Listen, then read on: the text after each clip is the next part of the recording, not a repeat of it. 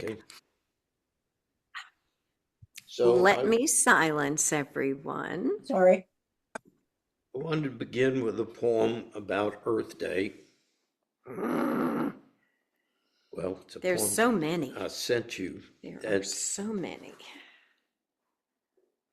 called This is American Earth Mm. by Nancy Newhall. To the primal wonders no road can ever lead. They're not so won. To know them you shall leave road and roof behind. You shall go light and spare. You shall win them yourselves in sweat, sun, laughter, in dust and rain, with only a few companions. You shall know the night, its space, its light, its music. You shall see earth sink in darkness and the universe appear. No roof shall shut you from the presence of the moon. You shall see the mountains rise in the transparent shadow before dawn. You shall see and feel first light and hear a ripple in the stillness. You shall enter the living shelter of the forest. You shall walk where only the wind has walked before. You shall know immensity and see continuing the primal forces of the world. You will not see one small segment, but the whole of life, strange, miraculous, living, dying, and changing. You shall face immortal challenges. You shall dare, delight, to pit your skill, courage, and wisdom against the colossal facts. You shall live lifted up in light. You shall move among the clouds. You shall see storms arise, and drenched and deafened shall exult in them. You shall top a rise and behold creation, and you shall need the tongues of angels to tell what you have seen. When we think about what we're doing in meditation, what we're doing is learning the art of regulation. It really is learning how to reprogram your biocomputer and how to shift it out of the fight and flight, the fear and the uh, anxiety that's generated by living every day in a civilized, quote unquote, air quote, civilized society. Nothing civilized about the way we live. We live an extremely claustrophobic life that generates fear and uses the fear to control us. There are definitely people knowing the type of propaganda that went on in Nazi Germany, that we're being subjected continually by information that's designed to manipulate us and make us pliable.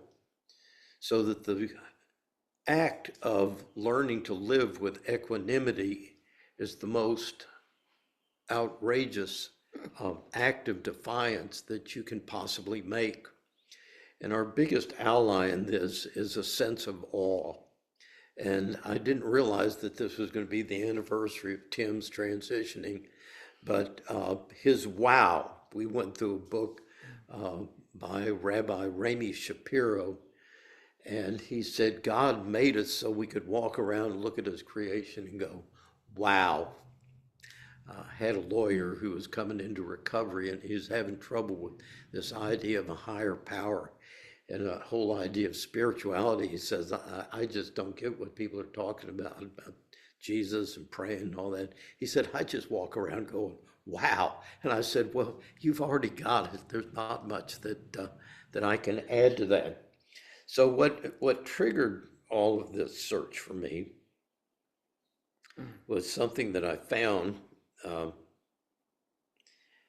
while back. Let's see, March 22nd. Is that what you sent me this morning? No? No. Okay. Like I say, I've not got all this stuff organized to the best.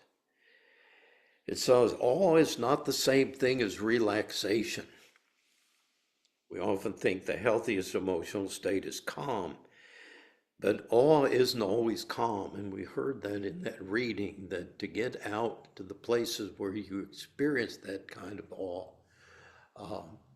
or even the awe that's available to us here, it takes movement, it takes making an effort, it takes leaving what's comfortable and what's familiar, which is one of the reasons we don't expose ourselves to it that much. It says sometimes it's goosebumps, tears, a startled laugh, or that quiet feeling of wow that you can't quite explain. What makes awe unique is that it's a vastness emotion. You need to hear that, a vastness.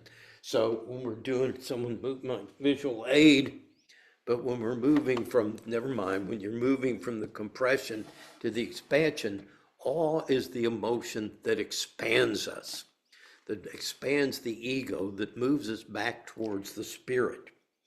Something feels bigger than you, a night sky, a soaring piece of music, a museum piece or painting. I remember walking into the Impressionist room at the Art Institute in Chicago, and I saw my first Monet up close and personal. I burst into tears.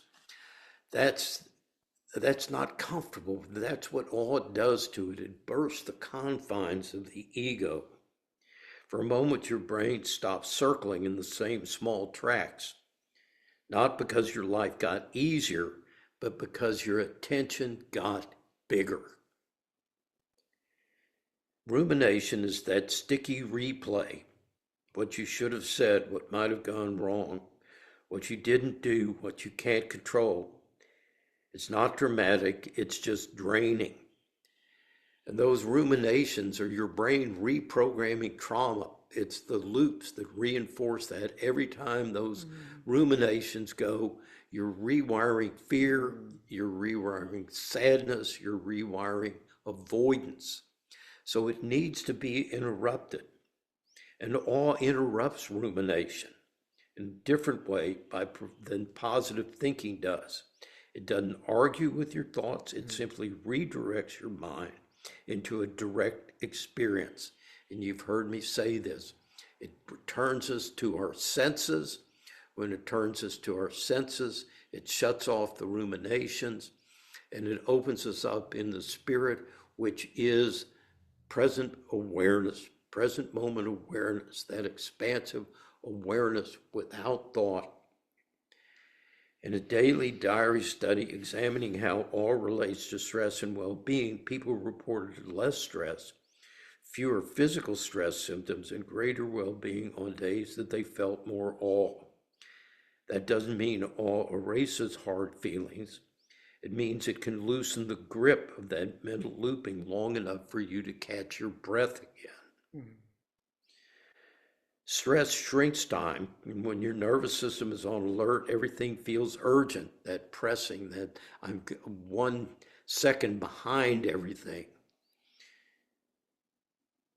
Everything feels urgent, and the day can feel like it slips through your fingers without you being present. But awe tends to do the opposite. It expands your attention, which makes time feel more spacious.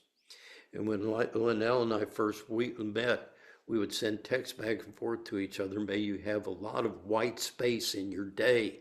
May you take the time to feel that spaciousness as you move through your day. And awe is definitely the thing that will draw us to this. Life isn't a sprint from one obligation to the next. It's not about seeing how much you can get done. In a set of experiments testing how awe shifts time perception, awe-inducing images changed how people judged the duration compared to simply neutral images. And this matters because when time feels bigger, your choices often get kinder. Well, duh. Remember the relationship between spacious awareness and compassion. They're linked. And that's why over and over again, I remind us that you don't try to be compassionate. When you are in awareness and in present moment awareness, part of that is the circuitry of compassion that gets activated. And so you naturally become more compassionate without any effort. The harder you try to be compassionate, the more you're in fight or flight, because any effort is associated with the flight or fight pathways, not with the ventral part of your nervous system. You're not trapped inside the moment. So, what can you do? Step outside, look up, look at the sky. See if you can find a small glimmer, a sense of awe. Put on a song that moves you, and I've encouraged you. I've got my playlist. For me, if I want to feel that sense of awe, all I've got to listen to is Jean-Baptiste, Freedom. And all of a sudden I'm like, wow, and my body wants to move and I want to dance. All the stress falls away. James Taylor's song, all kinds of things. I can see clearly now the rain is gone. Put that music on. Just a song will shift you in your nervous system. Stand out in nature with your feet rooted in the ground, your back against a tree. Listen to the bird song. And again, feel the way that it automatically opens your body up. Nature is your biggest ally. When you say in 12 steps, came to believe that there's a power greater than us that can restore us to sanity, never mentions the word God. The matrix we emerge from is life itself. And when we get back and absorb ourselves, not in man-made creation, which is always artificial. If you look at this room, it's all straight lines. You never find a straight line in nature. If you get in some of those earth homes that are domed and have curves in them, we know that that stimulates a totally different response. The space you're in definitely controls your emotions. So learning the art of experiencing awe. You hear us talk about glimmers. I'm going to send all of you my morning protocol I've developed that begins with gratitude, okay?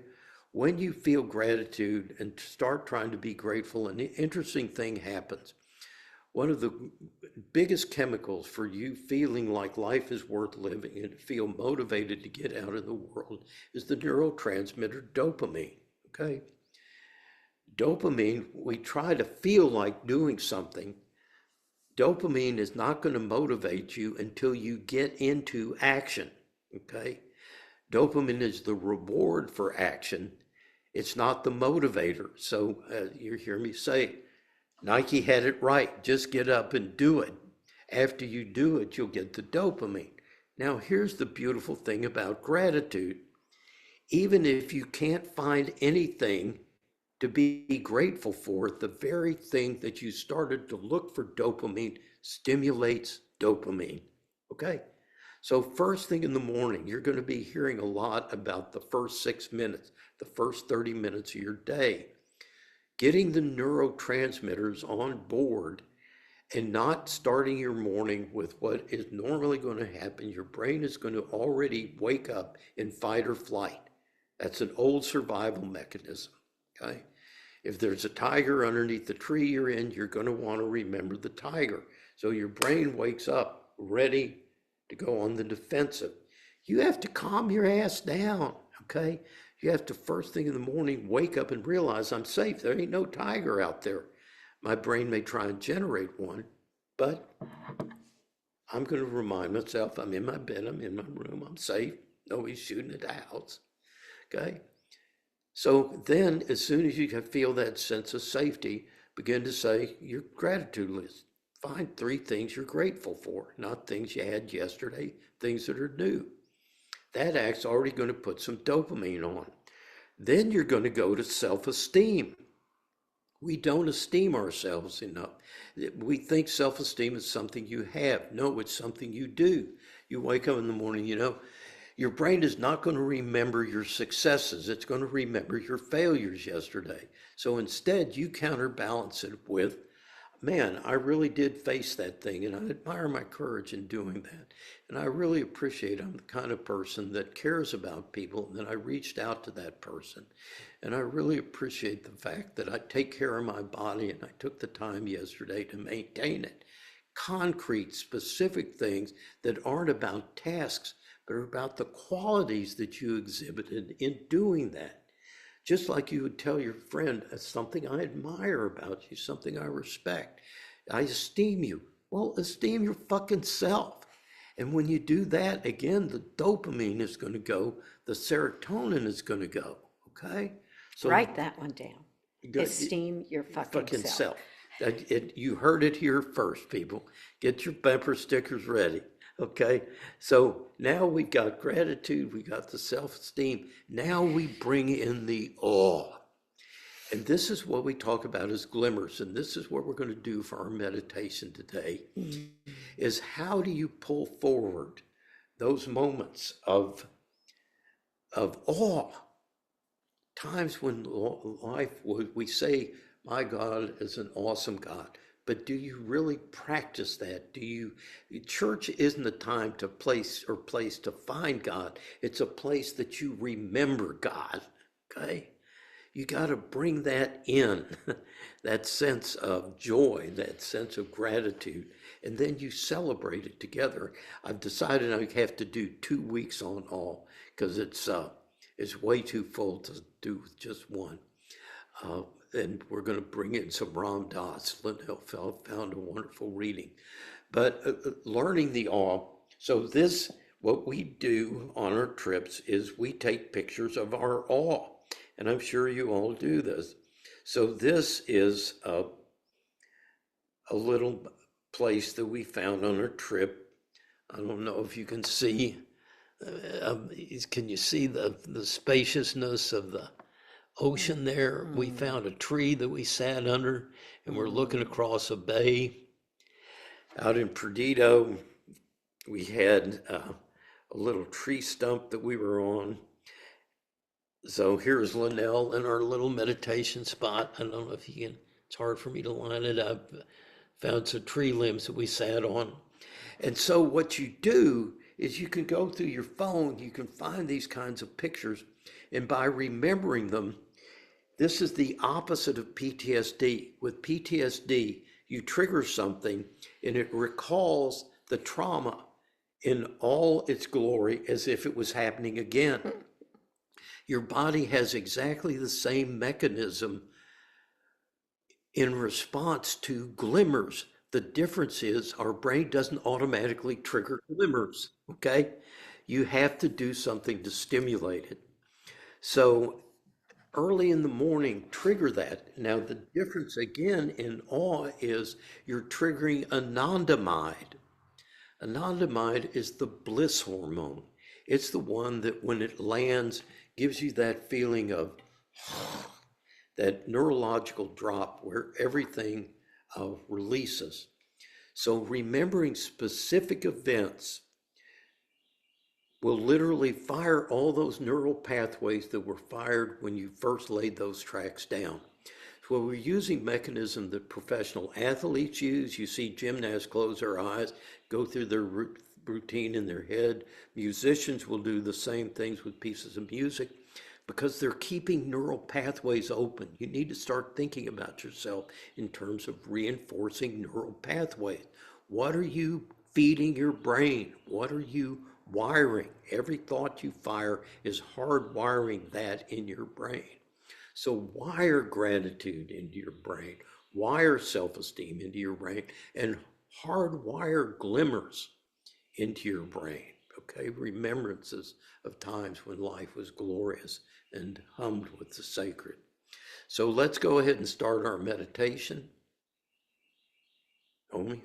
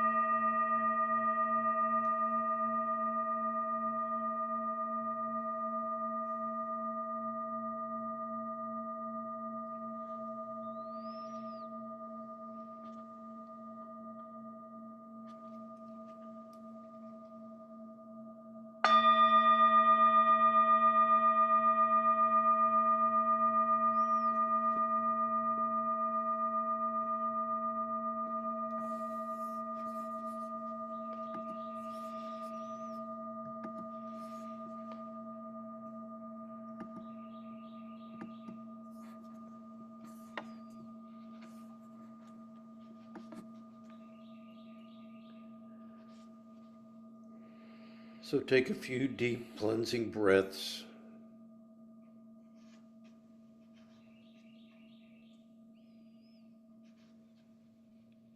Letting the breath enter, expanding the rib cage, the belly, the throat.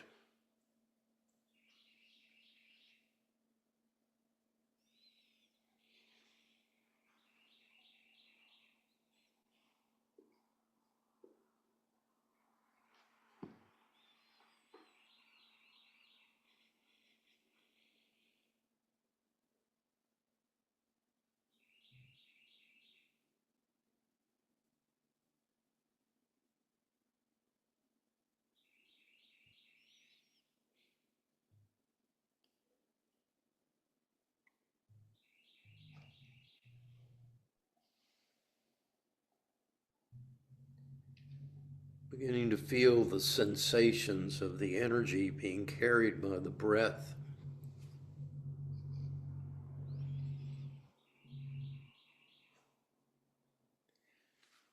The prana, the chi, the ruach, the Holy Spirit.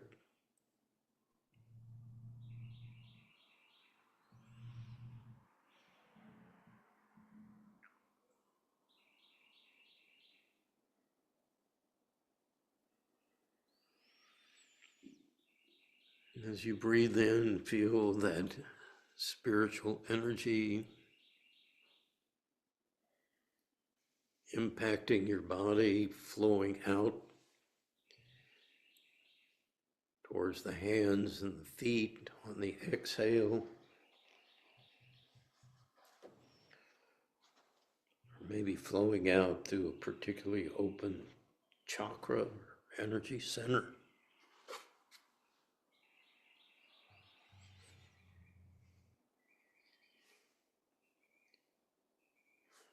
Perhaps beginning to sense energy coming in with the in-breath from something besides your nostrils. Perhaps on the in-breath you feel the energy coming in through your feet and your hands.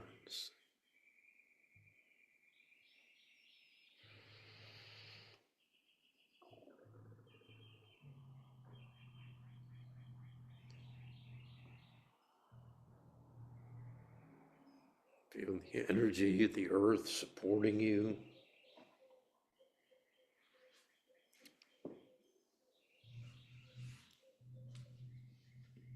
Linnell's smiling because we have a dove cooing, and that's one of the ways that nature impacts us is through sound,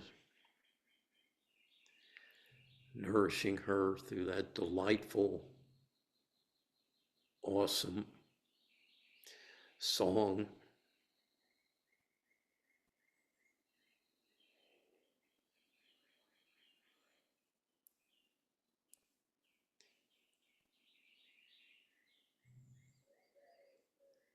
Tuning yourself to all the delicious sensations.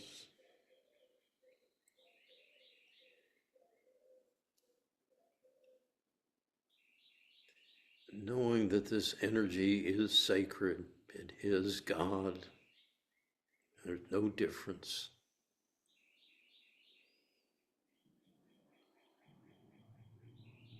The energy, which is your body, is the same energy as the universe.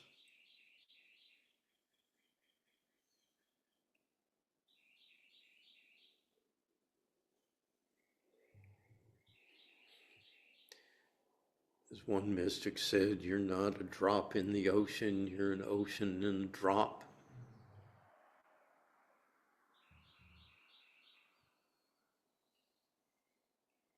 And begin to settle back into simply watching the present moment like you would watch the ocean. Watch a mountain.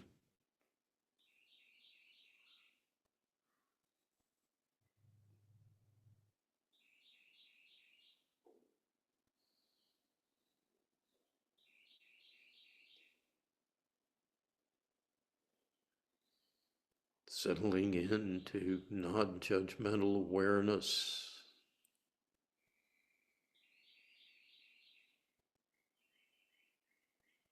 Feeling the softening in your body in response, enabling you to receive more energy with each breath.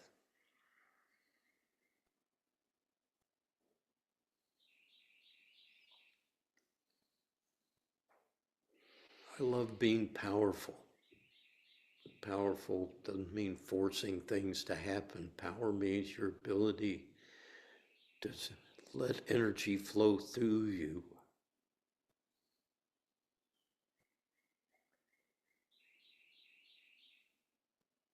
How much energy can you open to, allow to pass through you, and then share with life around you? You're a conduit, not a thing.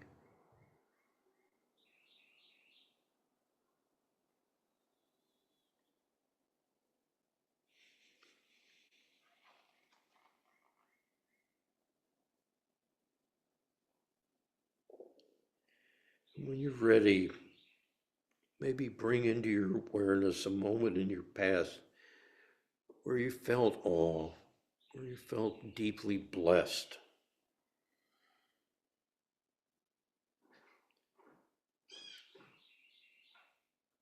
A moment where life wowed you.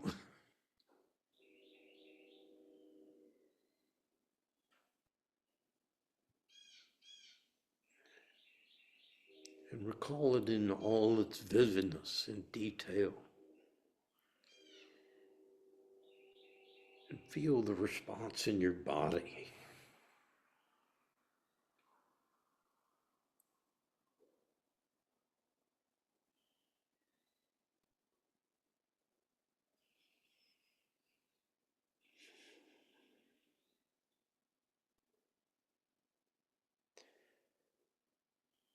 Times when you felt the gift of being alive and were able to experience the magnificence,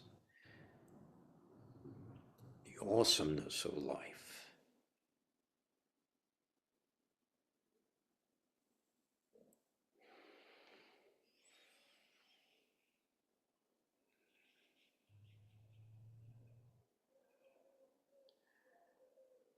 Notice how you're almost overpowered, stretched in your capacity to absorb the beauty and the wonder of the whole experience.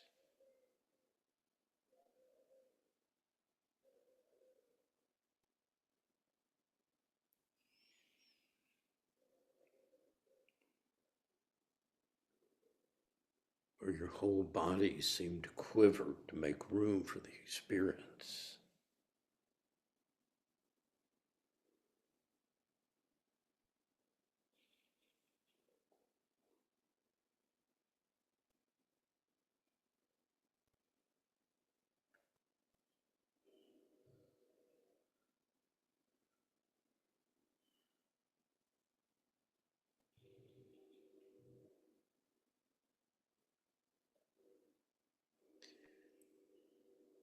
And allow yourself to be moved again.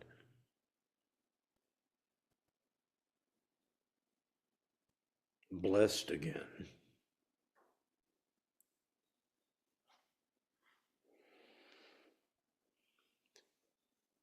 Giving this experience its true name, which is a glimpse of God.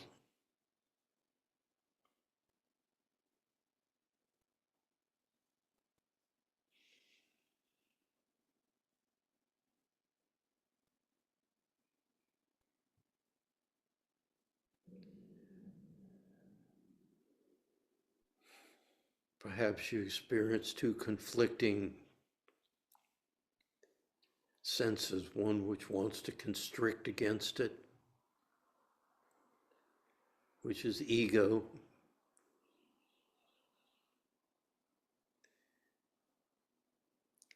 fear of losing control, and the other is the movement of spirit, which wants to be taken over, that wants to surrender.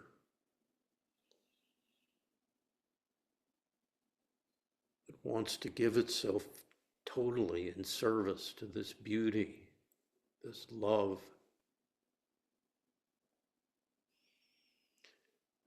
this joy that this moment of awe evokes in us.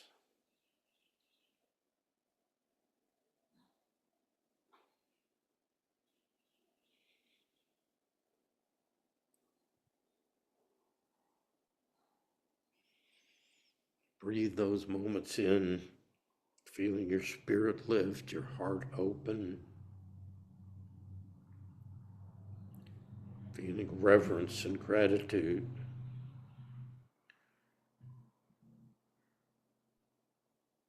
Blessed and humbled.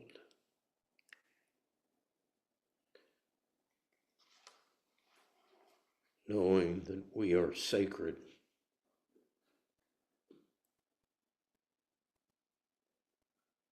Deeply.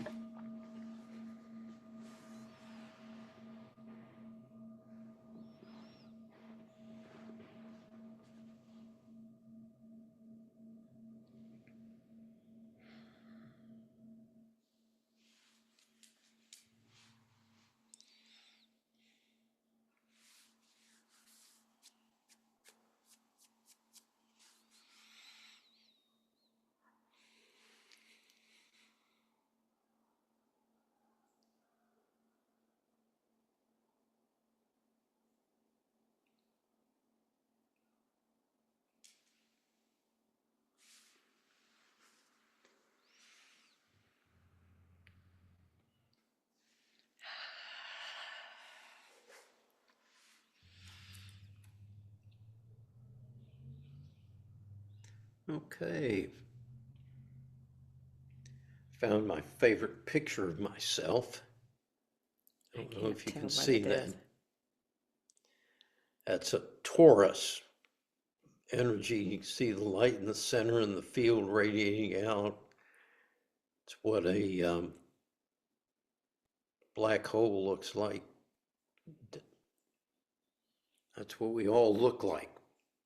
Got the energy coming in, flowing around us, coming back in.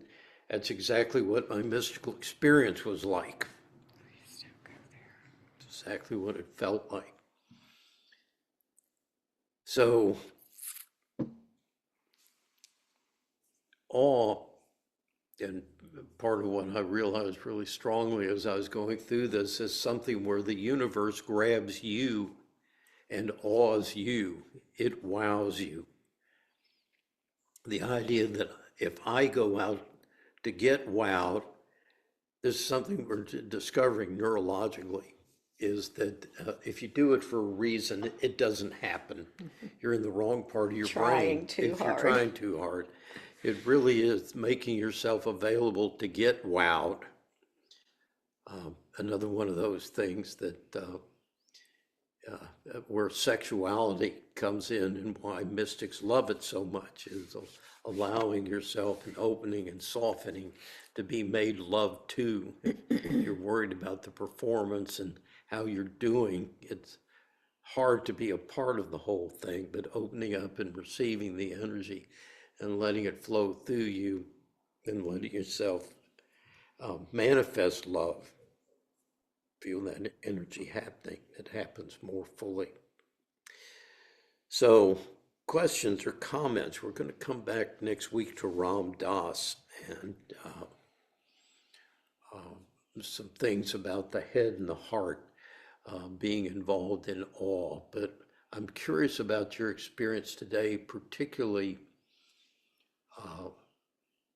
in that sense of feeling the resistance of the ego to being awed and the longing for the experience of awe, whether that's a living reality in your life, that feeling of push and pull between those two conflicting parts of your brain.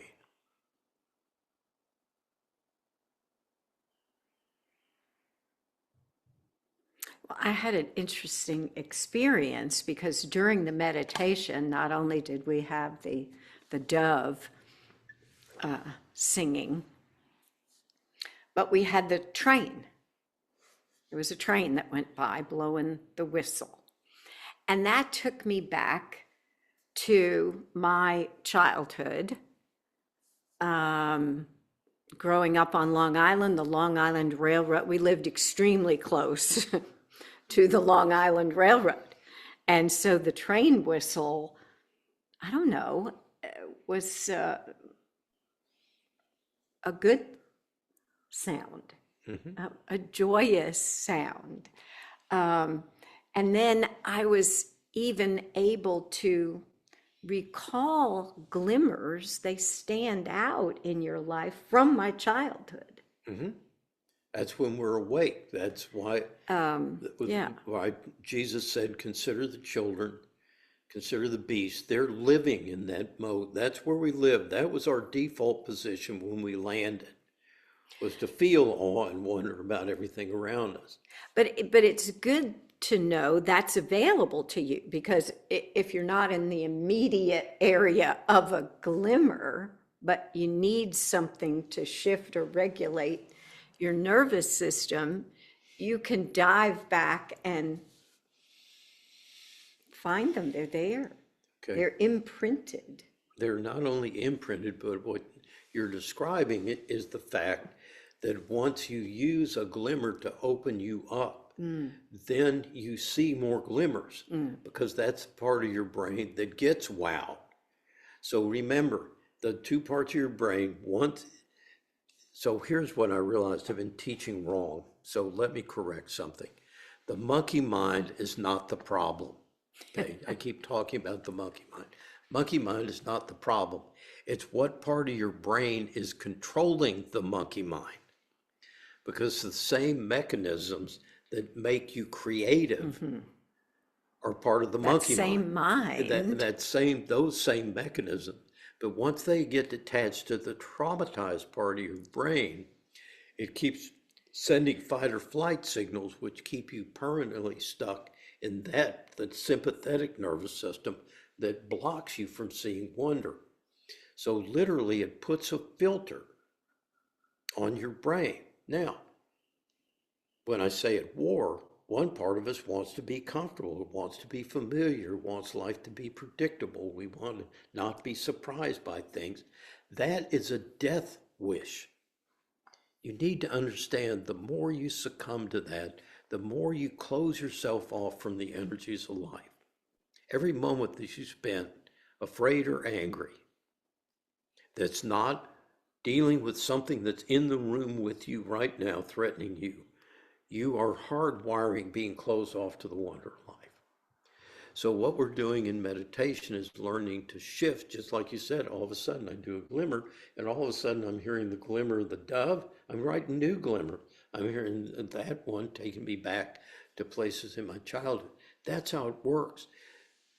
Fight or flight only sees threat. And there's tons of other information out here available to us that we're not going to experience till we shift. So doing these experiences of going out and getting wowed through the day is a way, using nature to reopen me to my ventral part. So you're right, it was the part that was there with childhood, still here, still gets activated. What else? I found while I was meditating, I would have glimpses, I guess, of my glimmers. And I just said they were not long, but they were just like wow, flowing through. Even today, I had 5 Baltimore Orioles Oh, wow. at my feeders. 5. Oh my God. And I tried to take a picture. Of course, they flew off. But but I started crying. I mean, the tears just came out. They were just, that all the way down into, dripping off my chin and all of that. But it was like being overwhelmed, I guess. Exactly. Yeah. Yeah. Linnell had the same experience with an indigo bunting this week. So, yeah, that's what nature does. It brings us those gifts. Drew, you pushing buttons, buddy? No. Nope. He's listening. Anybody? So I find if I watch children, we went to an outdoor concert at a little neighborhood here on Thursday night, and somebody was giving out those free little swords that extend and contract that have little lights in them. And there had to have been like 30 or 40 kids, and they're all just running around. And there's this little berm, and this little 3-year-old figured out that he could walk on it like the big kids. And I could just, I just was watching, and I could feel that whole, oh my God, that childhood, that energy of let's just play. This is what we have, and look at me, I can do something. And I was driving to pick up Figgy this morning, and I remembered what Bart said about trying to take a walk with a 2-year-old, because they will stop and go at everything. And there was this little family and this little girl on this little scooter, and that's what she was doing. She'd go about 3 feet. I'm at a stoplight. She'd go about 3 feet, and then she'd stop and she'd look at something in the grass, and everybody had to stop. And I just like I can feel that energy through them, and it's amazing. Right. So that's interesting because, again, you have these neurons in you that are called mirror neurons. So that when you see somebody doing something, it literally causes those neurons to fire in your own body, and you feel it sympathetically. I don't know if you're like I am. I'm the kind of person that when I watch the high jumps in the Olympics, my right leg goes whoop and jumps up like this, and my whole body while I'm watching sport jerks around. So we really do have a capacity that's not empathy, but it really is an ability to internally feel and resonate and respond with what's going on. So surrounding yourself, that's the reading I'm going to begin with next week, with people who resonate with joy like we're doing here. That's what a Sangha is to get to re-experience what it's like to be like that, to feel that take risks without even feeling like it's a risk. It's just kind of a challenge. It's exciting. Let's go see what we can do. Yeah. I used to use the image of kids and ice. This was up when I was in Chicago. And you watch kids on ice and they run and they fall down and they slip and they have so much joy. And we get on ice and we go, I might fall, I might fall. We're so terrified, trying to control it, lost any sense of being able to play with what we're experiencing. So this is kind of not moving a lot of you folks. What's going on? So, I got something. okay. I liked what you said, or resonated what you said about when you put a objective on the gratitude. Well, you were talking about awe, but in my mind, I was applying that to the gratitude and the awe. When you put an objective on it, it somehow pushes it further away. The Alan Watts backwards law. The more you try to Yep. grab something or attain something, the further away it gets. And that was helpful. And I experienced, some presence in the moment, gratitude, and a bit of awe in the meditation. And it's kind of like what Adyashanti says, there's a part of you that's already doing that. Mm-hmm. And the more my ego tries to do that, the more covered up that part of me gets. It's like using the tools. It's like there's the tools we have, or the tools I have, or we have.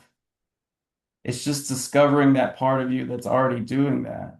Mm-hmm. Just Exactly. interesting. I really like the Adyashanti. And then some other stuff I've been thinking about is also Adyashanti stuff. Like he's asking, like he said, are you willing to be surprised? Are you willing to be shocked that life is not what you imagined it to be? Not even close. Not even close. So it's interesting because one of the schools of Buddhism, the Soto school, says that you don't strive for enlightenment, that enlightenment is trying to happen through you, that it's not something you do. And in Christianity, we call it enabling grace. How is it that some people wake up and feel that sacredness and feel alive, and other people don't get it? And it really has to do with paying attention not to making the enlightenment happening. It's looking at what you're actively doing that's blocking it. So what you're saying is correct. That part of you that's childlike, that wants to feel well, is already in you. It's being stifled. It's part of your depression, is that you've got joy, you've got peace, you've got love that wants to be expressed through you, but you're keeping your mind fixated on the threats and the obligations. And as a consequence, you don't make yourself available to get awed. Okay? When I was in therapy, they said, we want you to find 2 hours of unstructured time every day. I said, what the fuck are you talking about? That's totally insane. Where am I going to find 2 hours to do nothing? They said, no, not to do nothing, just unstructured. Well, what is unstructured time? What do you do with unstructured? But I'm so locked in the Protestant work ethic that the idea of just going and taking a walk like a 2-year-old, just to take a walk and be wowed by whatever happened, I couldn't even imagine that. Okay. That's the problem. The problem is not going out and finding awe, which is what we do as tourists. I love that Chevy Chase thing when they go to the Grand Canyon, you're sitting there, whole family's there and go, okay, let's get in the car. It's like 5 seconds and bam, let's go. Take a picture, prove we were here, get a bumper sticker. And that's the way we consume life. We're not present to it. We don't let it impact it. So this is really an invitation to, yeah. Well, what you said about being available to be awed, something that's, again, an Adyashanti stuff that I've been listening to, is challenging me to look at the stories and the myths that my subconscious and conscious lives by. And I've never gotten into that type of stuff, but I did have realized that it was true that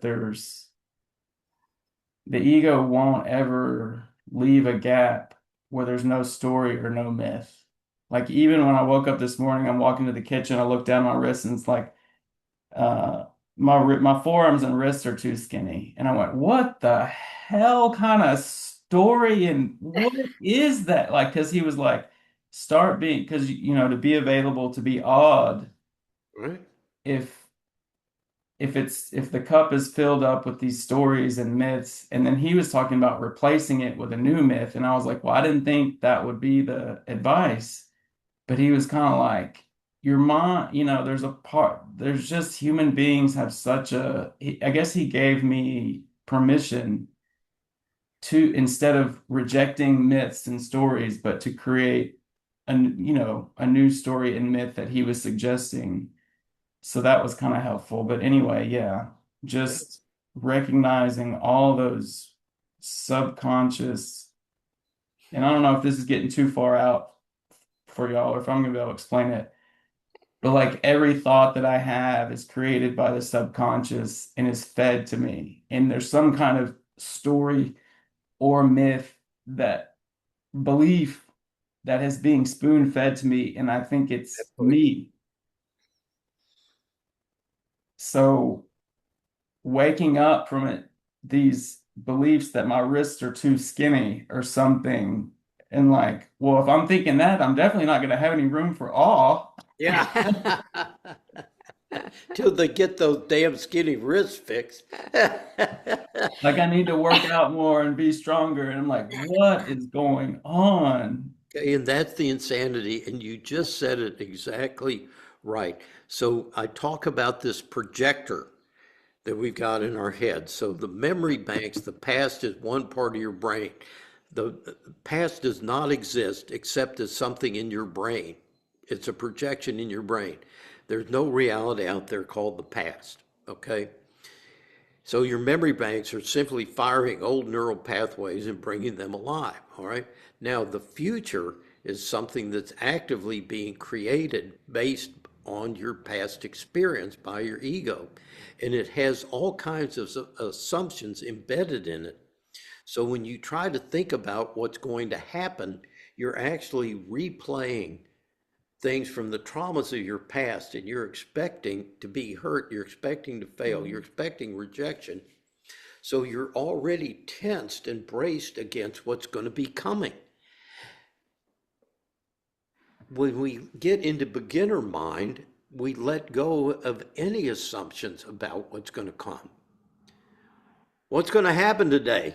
Don't know. Don't know. Who are you? Don't know. Yeah, that's that don't know mind. That's why it's so important. And we're going to talk some eventually about this window, your window of tolerance, which is so important to your spiritual life. How much can you tolerate not knowing? The more you can tolerate not knowing and not having a plan, Mm. the more you open to wonder. Now, how many seniors am I looking at out there? How many of you are done with working, raising your kids, have all this time, and you're still filling every day with obligations and feel like, when am I going to start retiring? Okay? The point is, you've got to take control of your brain and stop that. It's like I have to do that. Who's making you do it? Who's the boss? Okay, nobody's making you do it, except that that's what you do. The You wake ego. up, and the ego is just another name for these unconscious fear-based drives towards safety. And that's why when it succeeds, we feel bored. We feel like we're in a rut. Everything's become predictable. Not because life is predictable, it's anything but predictable. But because your mind is creating the same reality every day by what it filters in and the choices that you make based on those assumptions. And if you don't like it, like you say, Matthew, is today a set of obligations? I say, what would happen if you woke up and said, today is going to be an adventure?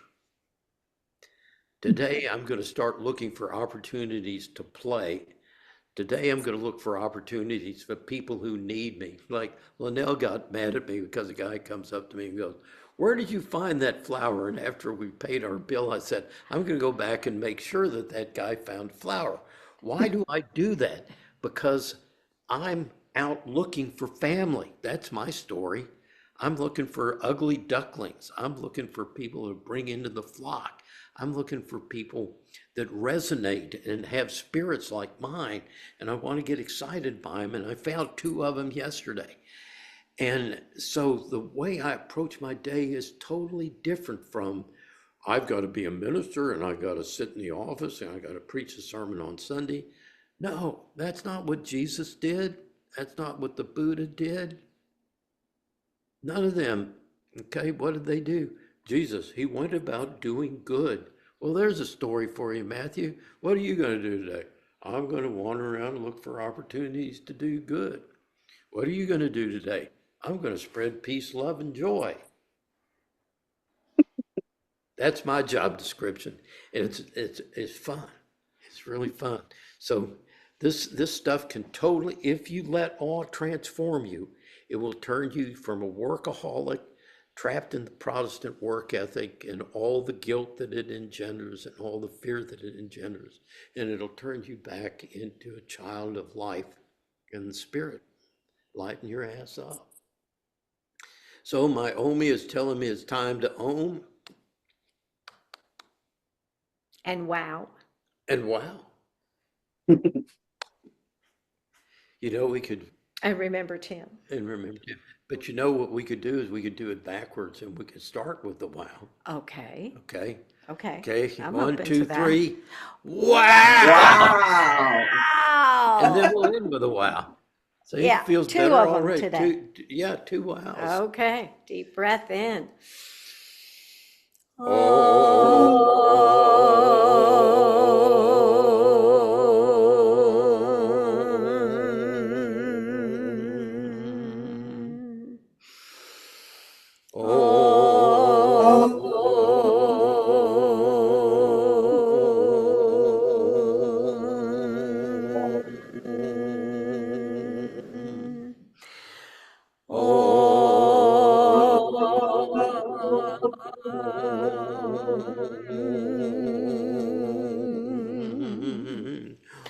Wow.